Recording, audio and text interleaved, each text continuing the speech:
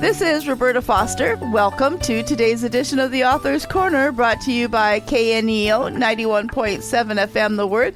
And today I welcome Stephan Bauman, who co-wrote Seeking Refuge, the human face of the global refugee crisis, along with Matthew Soerens and Dr. Issam Smear.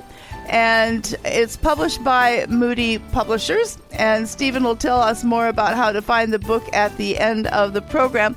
So I'm going to give you some quick bios on these gentlemen. Stephan served as president and CEO of World Relief, a humanitarian organization partnering with the global church to serve 5 million vulnerable people each year. Dr. Issam Smear is the mental health program manager at World Relief, as well as a clinician and author committed to serving refugees and trauma-affected communities worldwide.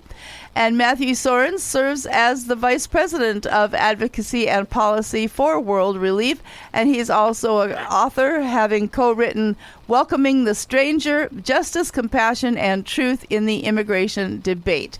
Stephan, thank you so much for being with us on Author's Corner. It's a pleasure to be with you, Roberta. Thank you.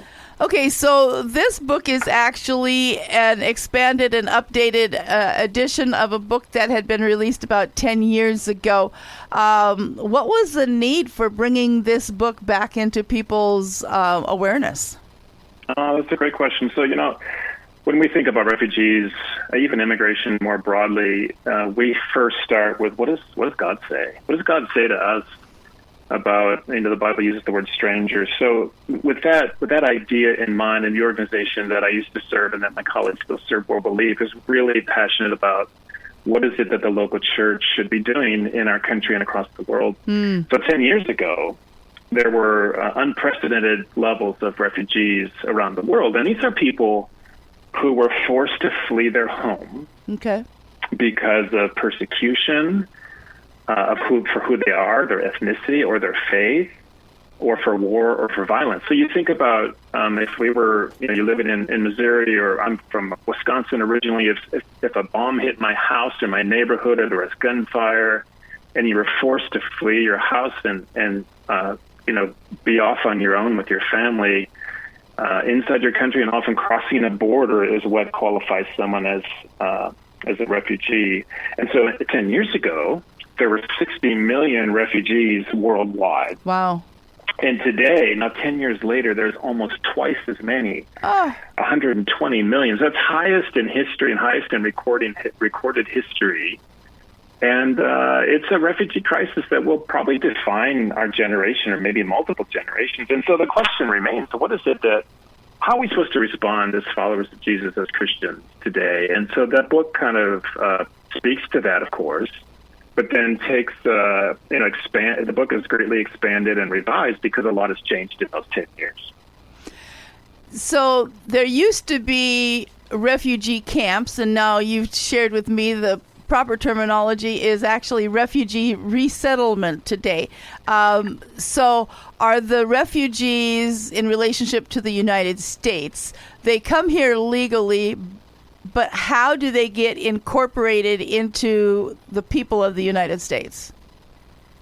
Yeah, that's a great question. So refugees, when they're forced to flee their homes, they cross the border, and they often end up in a refugee camp. These are these places, you might see them on television. There's big, massive tents in certain countries, adjacent countries to in Uganda or Kenya, there's big refugee camps that have served people from Sudan or Congo. In the Middle East, there's some big refugee camps still with the crisis from some of the wars there. So once families are in camps, they can apply for a refugee status, and a very, very small percent, sadly it's less than 0.5%, actually are given permission by first the United Nations and then a smaller permission by the United States government to resettle. So they can't go home. Their first choice is to go home. In fact, many of the refugees that I've met when I've traveled abroad and where I lived in Africa for many years, many of those refugee families, they keep their house keys in their pocket because they really long to go home, just like you and I would want to go back home if we could. Yeah. but they're not able to because of the war, the violence, or because they spoke out or they disagreed with what the government was doing, or because of their faith, so they can't go home. And so a third possibility for them is to resettle, to relocate legally to a new country. And the United States has always, in many years now, 35, 40 years now, has resettled refugees into the United States. It's not a lot of people. I think it's at its highest numbers was maybe 100,000 people in a given year, which that sounds like a lot, but when you think about the size of our country and especially the size of the refugee problem, it's a very, very small percent. They come in legally through the United States, and there's a very significant vetting process, a screening process, interviews, multiple levels, so that there's a sense of that they're safe people to come. And then they're resettled into one of the cities across the United States. Those same cities are interested in having refugees come and live in their community. So it's very coordinated, and World Belief and other organizations help facilitate that in partnership with the United States. And so you may see those families in parts of Missouri, even different cities, and people in those communities, the ones that I've met all across this country, local business owners or people that have operations for planting or for harvesting, are very grateful to those families to be able to serve their businesses and their communities. Okay. You have mentioned that sometimes they're persecuted because of their faith. And so I'm going to ask you a question when we get back from this small break in that regard. So today I'm talking with Stephan Bauman about his book, Seeking Refuge, The Human Face of the Global Refugee Crisis, which is published by Moody Publishers. And he has actually published it with the help of Matthew Sorens and Dr. Isam Smear. So Stephan, in relationship to the persecution because of their faith, so are some of these refugees coming into the United States with faith other than Christianity? Yeah, I mean, the high majority of refugees, well, the majority of refugees, I must say it's a high majority, over 50% of the refugees that have come to the United States over the last number of years are Christians. And so when you think about families from Congo, or even families from Iraq, we think that Iraq is often exclusively Muslim, but it's actually comprised of Christians as well. So the majority are Christians, but then there are other religions as well, Muslims included. Now keep in mind that they're vetted through the process. And the other thing to think about is our mandate as Christians to bring our faith, to share our faith with others. We think about mission. And so often we think about mission as going around the world, but mission comes to us. And some people like to say mission on our doorstep. And so it's a great missional opportunity for the church. And there's countless examples of families and individuals that have come to the refugee program that have chosen to follow Christ as they come into our country and experience the love of God from local churches all across the country in places like Missouri and here where I live in Michigan as well. So in practical terms, tell us how churches can become a, quote, city on a hill for refugees that are seeking safety, community, hope, and maybe even a faith community. Oh, that's a beautiful question. And I love that phrase that you mentioned there. Years ago, Ronald Reagan mentioned that phrase, that we're a city on a hill, because through a clear and fair process, we invite people to come. And we're a light. We're a light to the nations. We've been that way. I think that's one of the great things about the United States. And as you know, the Bible is so clear about welcoming the stranger. And Jesus himself even identified with the stranger. When you welcome the stranger, you welcome me. And so it is a real mandate for us as Christians to think about the nations and the stranger, especially those who are gone through horrific experiences. And, you know, so many of those families are kids. 40% or more than 40% of the refugees that come to the United States are children. And so what can we do? I mean, there's probably some really basic things to begin with. One is just to care about this. In today's culture, especially in the United States, it's easy to think only about ourselves and our own tribe, as it were, our families, which is a good thing to think about our own families. But to care for people who are different than us is a really important statement of the love of Christ today. And so even something as simple, Roberta, as when we're in our communities, in our restaurants, and we're not sure where people are from, but if someone were to share they're from a different country, just to care and express love and tell them that they're welcome. I mean, in today's cultural, political climate, that is a really huge thing that we can do. And so I just never underestimate that. And secondly, if you go to a church, and there's plenty of churches around Missouri that are reaching out to refugee communities, depends on which part of the state, but you'd probably be surprised, your listeners would be surprised how many refugees are in your state and what your church is doing to just welcome those families and get to know them, understand their story.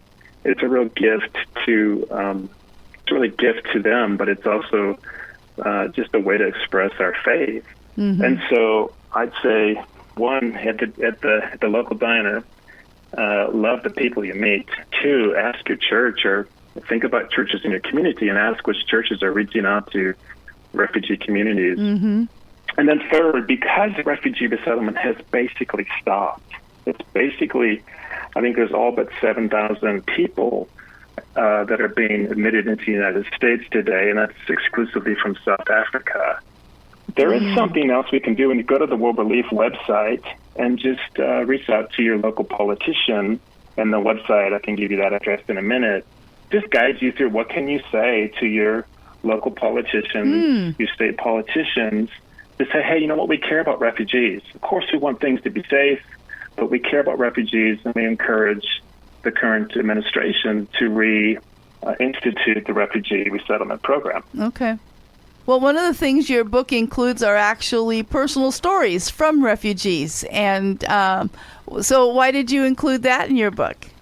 Oh, that's so great. You know, it's like anything in life. When you don't know about something and it's confusing, and there's plenty of things in this whole area of refugees and immigration that is it's technical, it's legal, it's confusing. But once you meet a family that has been through it and you get to know them, I mean, that's how it changed for me so many years ago. Belinda and I are from rural Wisconsin. We went across to Africa just to volunteer for a few months, and we ended up staying for a handful of years. But we got to meet a lot of families on the other side that were in difficult situations, that were forced to flee their homes. And then years later, when I worked at World Relief, I met many, many families who had come through that journey of refugee, as refugees coming to the United States. And so meeting people is a way that can really open our hearts and understand it through the lens of how God sees people, right? So we included a number of stories. I think chapter 3 has a lot of stories, but it's all the way throughout the book. And I was just reading one of those stories of a friend of ours. Her name is Ivana from Ukraine. And, your listeners have probably followed the Ukraine situation. And, she is a refugee. And she said this to us. She said, I never considered myself to be one of those, to be a refugee. And suddenly I was rejected from my home country, which is Russia, and her second country, which is Ukraine. Neither one of them would accept her. There's a lot of reasons for that, because she spoke out against the war, and she wasn't accepted in Russia. And then because she's a Russian, she wasn't accepted in Ukraine because of suspicion. And so she had nowhere else to go. And she came to the United States through the refugee program legally. And one of the things she said to us is, I myself was a refugee. Jesus was a refugee too, she said. And then she said this, which I think is really good for all of us to hear. Don't let yourself be carried away by political ideas, she said. We all have our views, but love and mercy is way above that. And so those stories can really open our hearts, and the stories can open our hearts, but then if your listeners can get a chance, if you get a chance to meet a refugee family through your local church, it's a really transforming experience. Well, our time has come to an end, but let me remind our listeners, I'm speaking with Stephan Bauman, who co-wrote Seeking Refuge, the human face of the global refugee crisis, along with a couple of other gentlemen. Stephan, tell our listeners a little bit about World Relief and its mission, how they can find out more about that, and then as well how they can find out more about the book. Yeah, thank you. So World Relief is an organization that's been around a long time, works all across the United States in serving refugees and all across the world in difficult places. And its mission is to help equip and strengthen the local church so the local church can reach out to the most vulnerable. And so refugees are certainly included in that definition of the most vulnerable. But you can find out more about World Relief at worldrelief.org. And if anybody wants to go to the home page, about 2/3 of the way down, you'll see a link that you can just click, and it just gives you a very simple way to reach out to your politicians and say, hey, no, we care about refugees. Okay. They're in our communities. These are our families and friends, and just to reach out to your politician. And it gives you some ideas of who you can call, how you can call, what you can say. And so that's a real practical thing. Okay. In terms of the book, you can find it at any of the book websites, Amazon or Barnes & Noble. You can also go to the publisher, Moody Publishers, and it's there. And just one thing, anybody who buys the book, it's really helpful for church groups. It's really helpful for book studies and just for us to read it on our own. But any of the benefits, the royalties of the book, go to helping refugees, so they don't go to the authors or any one of us. It's something that we just believe so much in that we want to just make sure that any resources go to help those who are vulnerable, in this case, refugees. Fantastic. So one more time, the book is called Seeking Refuge, the human face of the global refugee crisis, and it was co-written by Stephan Bauman, Matthew Sorens, and Dr. Isam Smear. And we do thank Moody Publishers for giving us a copy of the book to talk about. Stephan, thank you so much for sharing your heart, but also the need to be aware of what's happening in the refugee crisis. Thank you so much, Roberta. What an honor and a privilege. And just warm regards and blessings to everybody who listens to your station. We're cheering you on. And if you'd like to hear this interview again or share it with another, you can find it on your favorite podcast provider or through kneo.org. Thank you so much for joining me, and join me again next time.